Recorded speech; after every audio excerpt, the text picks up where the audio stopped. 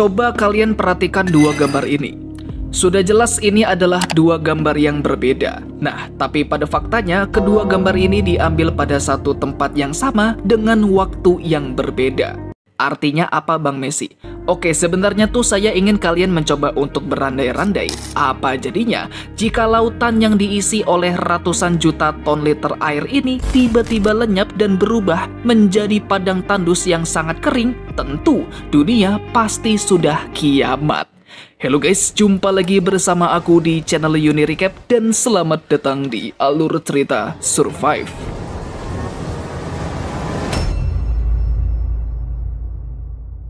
Di suatu tempat di tengah lautan Karibia, lebih tepatnya di lepas pantai Puerto Rico, kita diperlihatkan pada satu keluarga yang sedang berekreasi menggunakan sebuah kapal pesiar. Ada si ayah bernama Tom, si ibu bernama Julia, si kakak perempuan bernama Casey, dan si adik laki-laki bernama Ben.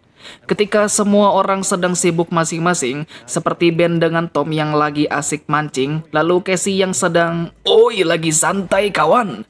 Sementara itu Julia tampak berenang, menikmati hangatnya air laut di bawah terik matahari. Namun tidak lama kemudian Julia tiba-tiba merasakan ada yang aneh, seperti ada sesuatu yang coba menariknya ke dalam air. Tapi setelah dicek tidak ada apa-apa sampai dia menyadari arus laut telah menjauhkannya dari kapal.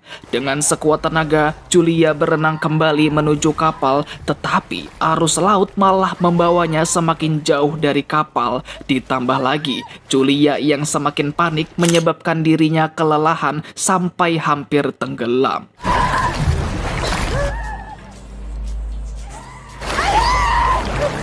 Beruntung teriakan minta tolong Julia terdengar oleh sang suami yang dengan cepat Tom mendekatkan kapalnya lalu nyebur ke dalam air untuk menolongnya.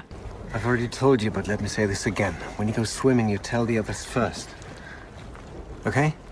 Sebenarnya agenda utama dari acara rekreasi mereka adalah untuk merayakan HBD-nya si Ben alias Happy Brojol Day, dan bisa kita lihat keluarga ini merupakan tipe-tipe keluarga cemara yang memiliki hubungan harmonis antar sesamanya.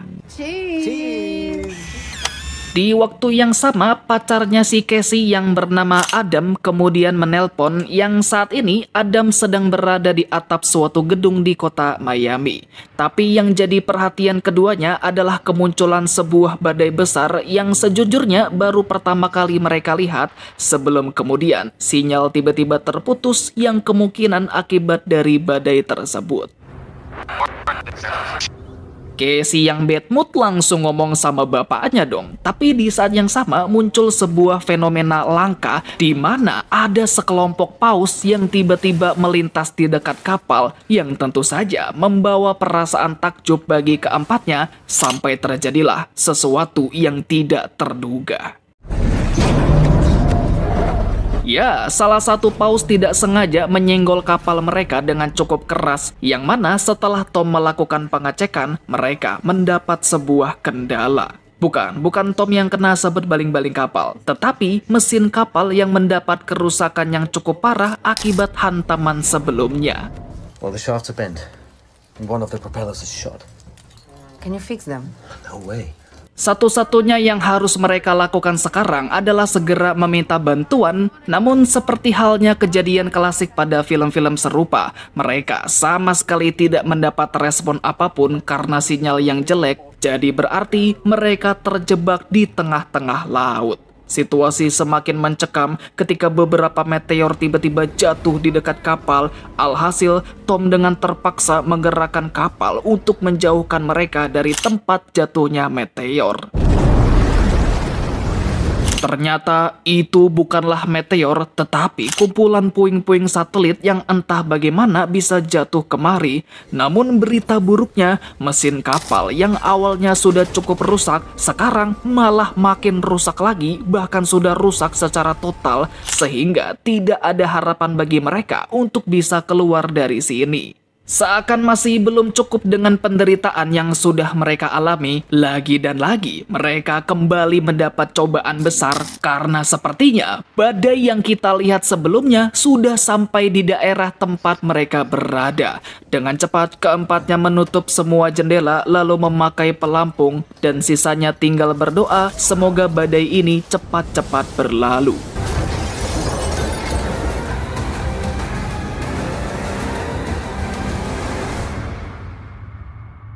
Singkat cerita, mereka terbangun ketika hari sudah sangat terang dan beruntungnya keempatnya baik-baik saja. Memang benar, kapal yang mereka tumpangi hanya mengalami beberapa kerusakan kecil yang masih bisa dimaklumi, tapi coba lihat di mana mereka sekarang.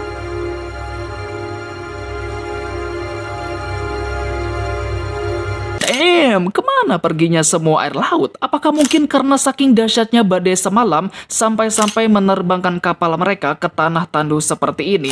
Well, rupanya tidak seperti itu, karena jika melihat tekstur tanah yang agak basah dan ditemukannya beberapa kepiting, maka sudah jelas padang tandus tempat mereka berpijak merupakan dasar dari lautan itu sendiri yang semua airnya sudah menghilang. Tidak cukup sampai di situ, ketika Tom memeriksa kompas, entah kenapa arah utara malah menuju ke kutub selatan. Begitu pula dengan sebaliknya, seakan-akan kedua kutub magnet bumi, yaitu kutub utara dengan kutub selatan, posisinya tiba-tiba terbalik.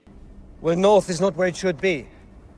North indicates south and south indicates north, as if the poles reversed. Meskipun terdengar tidak masuk akal, tapi pada faktanya pembalikan kutub magnet bumi pernah terjadi pada 700.000 tahun yang lalu. Namun menurut pendapat para ahli, siklusnya memakan waktu selama ribuan tahun hingga posisi kedua kutub benar-benar terbalik. Akan tetapi, berbeda dengan situasi yang mereka alami sekarang, di mana pembalikan kutub terjadi dalam waktu yang sangat singkat, yaitu hanya dalam 1 malam saja. Nah, disinilah muncul sebuah spekulasi. Dikarenakan kutub magnet yang terbalik secara mendadak, kemungkinan menyebabkan posisi daratan dengan lautan juga ikut berubah. Jadi dengan kata lain, saat ini air laut tidak benar-benar lenyap, melainkan telah berpindah menuju seluruh daratan. Itu berarti dalam waktu 1 malam saja, seluruh negara yang ada di penjuru dunia, termasuk kota-kota besar yang menjadi tempat tinggal banyak orang, sudah terendam oleh air laut. Yang mana setelah mendengar itu, Casey langsung menjadi sangat syok karena pacarnya, yaitu Adam, pastinya sudah menjadi korban dari bencana yang luar biasa dahsyat. Dalam situasi tidak jelas seperti ini, tentunya yang hanya bisa mereka lakukan adalah mencari pertolongan lewat saluran radio, dan setitik harapan kembali muncul ketika seseorang bernama Nao membalas panggilan mereka. Diketahui Nao bersama satu rekannya sebelumnya sedang menjalankan misi di dasar laut, namun imbas dari badai semalam menyebabkan rekannya tersebut tidak selamat akibat benturan di kepala karena tidak memakai sabuk pengaman. My partner didn't have his safety harness. He did not survive. Dari perbincangan antara mereka dengan Nao terdapat satu informasi penting. Rupanya ketika Tom, Julia, Casey dan juga Ben masih belum sadar, sempat terjadi sebuah gempa yang sangat dahsyat, dan dikatakan gempa bumi tersebut secara perlahan telah mengembalikan posisi kutub magnet bumi yang sebelumnya terbalik, begitu pula dengan posisi daratan dan juga lautan yang juga akan kembali normal. Anyway, there are seismic movements which indicate that the poles are going to reverse again and the sea could return. According to my instruments, no more than a week. Nah, disinilah yang jadi masalahnya. Menurut perhitungan kasarnya si Nao, dalam waktu kurang dari seminggu, lautan akan kembali lagi ke tempat semula, yang artinya mereka harus cepat-cepat evakuasi ke tempat yang lebih aman sebab tanah tandus tempat mereka berada akan kembali dibanjiri oleh air laut. Beruntungnya Nao dengan senang hati memberi mereka tumpangan ke kapal selam miliknya, yang mana setelah Nao memberikan koordinat posisi dia sekarang, dibutuhkan waktu perjalanan selama 2 hari untuk bisa sampai. Good luck. I will stay connected on Channel 16. Singkat cerita, hari pun sudah berganti. Di sela-sela menyiapkan perbekalan untuk perjalanan nanti, Tom yang sedang melihat kondisi di luar mendapati seorang pria yang datang dengan anjingnya. Nampaknya dia datang kemari setelah melihat balon-balon yang sebelumnya dipasang sebagai petunjuk untuk para survivor yang masih hidup. Kedatangan si pria, atau kita panggil saja Mas Kopet, tentunya mendapat sambutan dari Tom yang langsung memberikannya sebotol air. Akan tetapi, ketika Tom lengah sedikit saja, Mas Kopet justru menyerangnya, dilanjutkan menikam perut dan juga lehernya sampai si Tom mokat saat itu juga. Sempat terkena lemparan tombak, Julia sama sekali tidak bisa apa-apa selain masuk ke dalam kapal untuk meminta kedua anaknya agar cepat-cepat sembunyi, sementara dia sendiri akan berbuat sesuatu untuk membalas Mas Kopet yang sudah masuk ke dalam kapal. Tapi karena tidak cukup bernyali, Julia memutuskan untuk sembunyi di luar. Namun sial baginya, sebab si anjing langsung menyerangnya, membuat Julia tidak punya pilihan selain menikam si anjing hingga dia koit.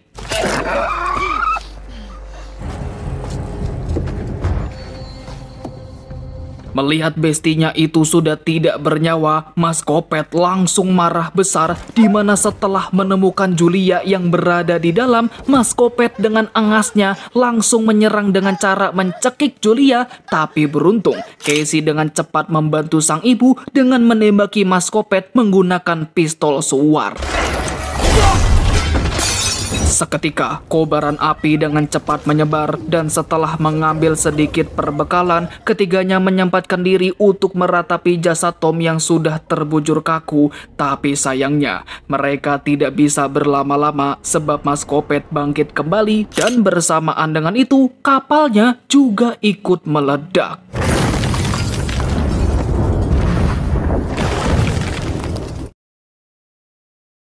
Yah, kejadiannya begitu cepat, yang mana cuman gara-gara satu orang, gara-gara si setan ini, ketiganya telah kehilangan segalanya. Tapi yang paling berat bagi mereka adalah kehilangan sang suami sekaligus ayah tercinta.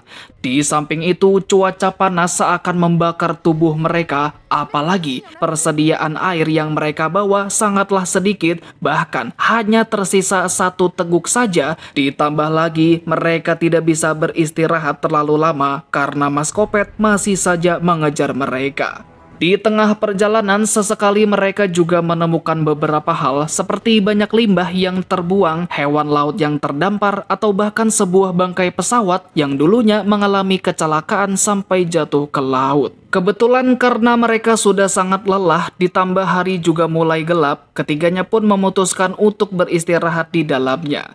Lagi-lagi, mereka kembali teringat dengan Tom yang dirasa kepergiannya begitu cepat, di mana mereka masih sangat tidak menyangka liburan yang seharusnya menjadi kenangan berharga justru berubah menjadi mimpi buruk yang tidak pernah mereka bayangkan. J'arrive pas à croire que je le verrai plus. J'ai l'impression de tomber dans le vide. Beberapa waktu kemudian Casey tiba-tiba terbangun karena panggilan alam yang mengharuskannya untuk membuang hajat. Namun tanpa dia sadar, Mas Kopet yang kembali muncul hendak menerkamnya dan... Dengan brutalnya, Julia mencoblos-coblos badan Mas Kopet yang sudah tidak berdaya, seraya melampiaskan semua amarah yang sudah lama dia pendam. Pagi harinya ketika hendak berangkat, ketiganya dibuat terkejut dengan kondisi jasadnya Mas Kopet yang sudah amburadul, yang padahal semalam itu Julia tidak se-hardcore itu ketika mencoblos-coblos badannya, yang berarti ada sesuatu yang menjadi pelakunya dan mereka berharap tidak bertemu dengan sesuatu ini. Allez, venez. On y va. Di tengah jalan ketika sedang memeriksa peta navigasi, Ben dengan sengaja meminum kubangan air yang sangat kotor dan nampaknya ini merupakan gejala dehidrasi sampai di titik di mana Ben berhalusinasi jika kubangan yang dia lihat adalah air bersih. Akibatnya, Ben menderita sakit diare dan tidak memungkinkan untuk melanjutkan perjalanan. Tapi kebetulan mereka menjumpai suatu area dengan banyaknya kursi plastik yang kemudian mereka susun menjadi sebuah gubuk untuk berlindung dari panasnya matahari. Dan tidak lupa, Julia juga mengobati Ben dengan memberikannya suntikan diapet. Di malam harinya, Julia tiba-tiba terbangun karena terganggu oleh suara bising dan karena penasaran dia pun mencoba untuk memeriksanya. Disitulah Julia merasakan tanda bahaya ketika suara bising itu makin lama makin mendekat sehingga dengan cepat Julia membangunkan kedua anaknya lalu segera kabur dari sesuatu yang nampak mengejar mereka.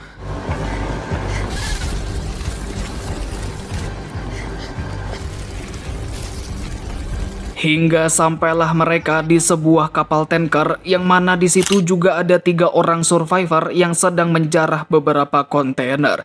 Namun alih-alih membantu Julia dan 2 anaknya, ketiga orang itu malah sembunyi ke dalam salah satu kontainer, memaksa Julia, Ben, dan juga Casey untuk segera memanjat ke atasnya. Walaupun kaki Julia sempat kena coak dikit, tapi setidaknya mereka bertiga aman sentosa. Namun berbanding terbalik dengan ketiga orang tersebut yang malah bernasib tragis di mana kontainer tempat mereka sembunyi kemasukan makhluk-makhluk tersebut hingga berujung pada mereka yang tewas tercabik-cabik. Jadi gerombolan makhluk apakah yang tadi menyerang? Sebenarnya di dalam film ini mereka disebut sebagai Arthropods from the Abyss. Tapi kalau menurut tebakan saya, mereka itu sejenis kepiting laba-laba Eropa yang hidup secara berkelompok. Faktanya, kepiting-kepiting itu jugalah yang menjadi pelaku yang sudah mengacak-ngacak jasadnya Mas Kopet. Mungkin karena tidak ada sesuatu yang bisa mereka makan, menyebabkan kepiting-kepiting itu jadi lebih agresif hingga di titik memangsa manusia. Oke, kembali lagi kepada ketiga jagoan kita. Pada salah satu kontainer, mereka pun menemukan banyak sekali air yang masih layak untuk diminum dan akhirnya mereka bisa terbebas dari rasa haus yang selama ini sangat menyiksa. Selain mengambil beberapa senjata, mereka juga menemukan satu radio yang bisa mereka gunakan untuk memanggil Nao. Akan tetapi kondisi Nao tampak tidak begitu baik karena dia juga sempat diserang oleh gerombolan kepiting tersebut hingga mendapat luka yang sangat parah. Di sini Nao juga memiliki berita yang sangat buruk di mana menurut perhitungan dari alatnya, waktu kedatangan air laut akan menjadi lebih cepat daripada perkiraannya. Bahkan dikatakan sisa waktu yang mereka miliki hanya tersisa beberapa jam saja sebelum air laut membanjiri wilayah ini. Just watch in the sky. Melalui petunjuk suar yang Nao tembakan, mereka pun jadi tahu bahwa lokasi Nao sudah sangat dekat. Jadi tidak pakai lama, ketiganya pun segera berangkat. Nah, ketika kapal selamnya si Nao sudah berada di depan mata, mereka masih diharuskan untuk melewati sebuah rintangan berupa celah-celah sempit. Dan ya, lagi dan lagi terjadi sebuah musibah di mana secara mendadak bebatuan besar hampir menimpa mereka.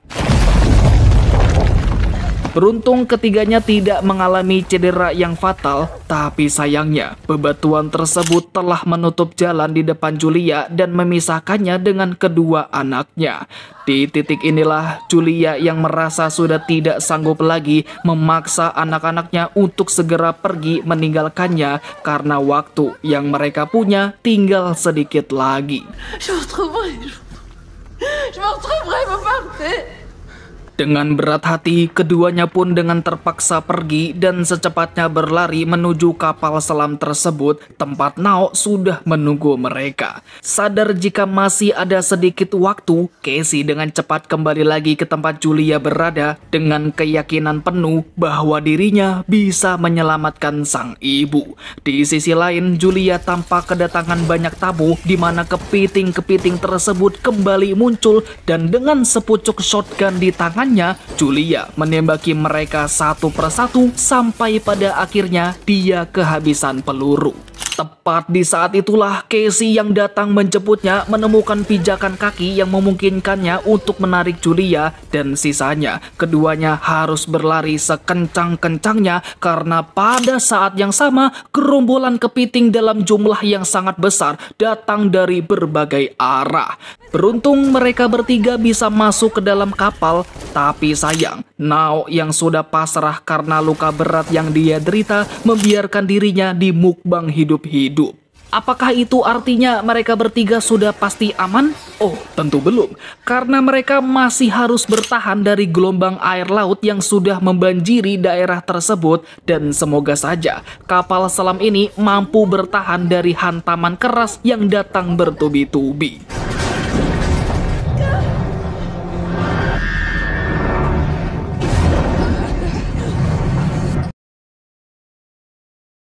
Berkat kehendak dari sang sutradara, ketiganya masih diberi kesempatan untuk hidup, bahkan kapal selamnya telah membawa mereka ke suatu daratan. Dan ya, meskipun lautan sudah kembali lagi ke tempat asalnya, tapi kondisi daratan yang sebelumnya terendam sudah menjadi porak-poranda seperti ini, sehingga sangat kecil kemungkinan ada seseorang yang masih hidup dari bencana dahsyat yang bisa dikatakan sebagai kepunahan massal.